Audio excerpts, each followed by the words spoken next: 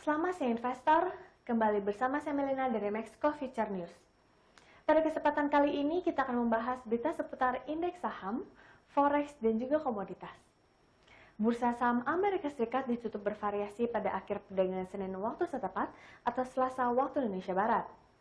Para investor khawatir kasus COVID-19 yang melonjak di Amerika Serikat akan memicu pembatasan mobilitas yang baru. Selasa 15 Desember 2020, indeks Dow Jones Industrial Average turun 184,82 poin atau 0,62% menjadi 29.861,55. S&P 500 turun 15,97 poin atau 0,44% menjadi 3.647,49. Sebanyak 9 dari 11 sektor utama S&P 500 tertekan, dengan sektor energi dan material ditutup masing-masing turun 3,53% dan 1,33% memimpin penurunan. Sedangkan sektor konsumen dan teknologi keduanya naik lebih dari 0,4%, hanya dua kelompok yang memperoleh kenaikan. Sedangkan indeks komposit Nasdaq naik 62,17 poin atau 0,50% menjadi 12.440,04. Infeksi COVID-19 Amerika Serikat terus melonjak, memaksa beberapa negara bagian dan kota untuk memberlakukan kembali pembatasan. Wali kota New York City, Bill de Blasio, pada Senin waktu setempat, memperingatkan warga New York untuk bersiap menghadapi kemungkinan penutupan penuh di tengah lonjakan kasus COVID-19. Penghitungan oleh Universitas Johns Hopkins menunjukkan Amerika Serikat telah mendaftarkan lebih dari 16,4 juta kasus yang dikonfirmasi dengan total kematian terkait mencapai 300.000 pada Senin sore. Untuk pekan yang berakhir Jumat kemarin, Dow Jones kehilangan 0,6%, S&P 500 turun 1% dan Nasdaq turun 0,7% di tengah kekhawatiran lonjakan COVID-19. Pernyataan dari Gubernur New York ini keluar seiring dengan mulai meluncurkan vaksin virus COVID-19 yang dirancang oleh Pfizer dan BioNTech ke ratusan pusat distribusi di seluruh negeri. Dosis pertama vaksin diberikan di New York pada Senin pagi. FDA juga dijadwalkan untuk mempublikasikan penilaiannya terhadap vaksin Moderna minggu ini. Sedangkan bursa saham di Asia Pasifik dibuka melemah pada perdagangan Selasa ini. Penurunan tersebut dipicu oleh kekhawatiran lonjakan positif corona COVID-19 di beberapa negara di Asia. Sedangkan peluncuran vaksin COVID-19 di Amerika Serikat ternyata tak mampu mendorong penguatan bursa saham di kawasan Asia Pasifik.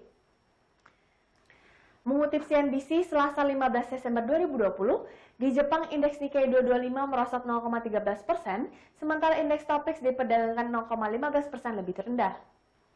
Kemudian Kospi Korea Selatan juga merosot 0,24%. Saham di Australia juga dibuka melemah dengan ASX 200 turun 0,46%. Indeks MSCI Asia Pasifik di luar Jepang yang menjadi patokan bursa saham Asia diperdagangkan turun 0,07%. Beralih ke berita komoditas, pergerakan harga emas dunia masih menunggu sinyal kebijakan moneter bank sentral paling berpengaruh di dunia, yakni The Federal Reserve pekan ini. Otoritas Moneter Negeri Amerika Serikat diyakini masih tetap memberikan sinyal dovish ke pasar sehingga masih menguntungkan untuk emas. Kurang dari 1 hari lagi The Fed akan mengumumkan kebijakan moneternya. Namun mengawali pekan ini harga emas ditutup turun kemarin. Hari ini Selasa 15 Desember pada perdagangan pagi waktu Asia, harga emas nyaris tak beranjak dari posisi penutupan kemarin. Di arena pasar spot, harga logam kuning dibanderol di $1.827,08 per troy ounce atau melemah sangat tipis nyaris stagnan dengan koreksi 0,03%. Secara month to date, emas masih terapresiasi sebesar 2,74%. Namun, jika dibandingkan dengan posisi tertinggi bulan ini yang disentuh pada 8 Desember lalu, harga emas sudah turun sebesar 2,36%. Di saat yang sama, tren dolar Amerika Serikat juga terus melemah. Hal ini tercermin dari posisi indeks dolar yang terpangkas 1,30% secara month to date.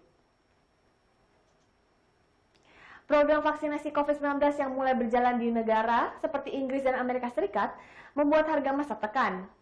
Di saat yang sama, belum ada kepastian soal stimulus fiskal jilid 2 yang akan digelontarkan oleh pemerintah Amerika Serikat. Namun, kini semua mata tertuju pada pengumuman kebijakan suku bunga acuan, proyeksi ekonomi dan konferensi pers yang akan dihelat The Fed lusa dini hari. Pasar kemungkinan akan melihat sinyal dan arah kebijakan moneter baru pada pertemuan Desember. The Fed diperkirakan masih akan memberikan sinyal kebijakan yang sifatnya lebih kualitatif ketimbang kuantitatif. Setidaknya di bulan Desember, The Fed mungkin akan mengklarifikasi bahwa program quantitative easing akan berjalan sampai ada perbaikan di sektor lapangan kerja dan geliat inflasi untuk mencapai sasaran target 2%. Untuk emas, ini semua adalah kabar baik karena stimulus, imbal hasil yang lebih rendah dan dolar Amerika Serikat yang lebih lemah kemungkinan akan memicu lebih banyak alokasi dana ke logam mulia. Tahun 2021 tinggal 2 pekan lagi. Secara fundamental, harga emas masih berpeluang naik hingga tahun depan. Banyak analis yang memperkirakan harga emas dapat kembali ke level 1.900 hingga 2.100 dolar di tahun depan. Namun ada satu resiko besar yang bisa menekan harga emas tahun depan. Sentimen risk on di pasar yang semakin marak pada akhirnya dapat membuat emas dilepas oleh investor sebagai salah satu sumber dana. Harga minyak saat ini masih berada di posisi tertinggi dalam 9 bulan terakhir. Namun fundamental di pasar masih lemah dengan rendahnya permintaan dan tingginya stok. Hal ini patut diwaspadai karena dapat membuat harga minyak goyah. Pada perdagangan pagi waktu Asia, Selasa 15 Desember 2020, harga kontrak futures minyak mentah drop lebih dari 0,3% dari posisi penutupan kemarin. Kontrak minyak mentah Brent turun 0,32% ke 50,13 dolar per barrel, sementara kontrak West Texas Intermediate terpangkas 0,34% ke 46,83 dolar per barrel. Kabar terbaru menyebutkan bahwa output minyak Libya sudah mencapai 1,28 juta barrel per hari, padahal bulan lalu masih di angka 1,25 juta barrel per hari. Di awal bulan ini, para kartel minyak yang terdiri dari organisasi negara-negara eksportir minyak dan Rusia kembali melakukan pertemuan Januari nanti untuk meninjau perkembangan di pasar. Faktor-faktor tersebut jelas berpotensi membuat harga minyak menurun. Namun program darurat vaksinasi COVID-19 yang sudah dimulai dilaksanakan di beberapa negara seperti Inggris membantu menahan harga minyak dari koreksi tajam. Sekian berita seputar indeks saham, forex dan komoditas untuk hari ini. Saya Melina pamit undur diri, terima kasih dan sampai jumpa lagi.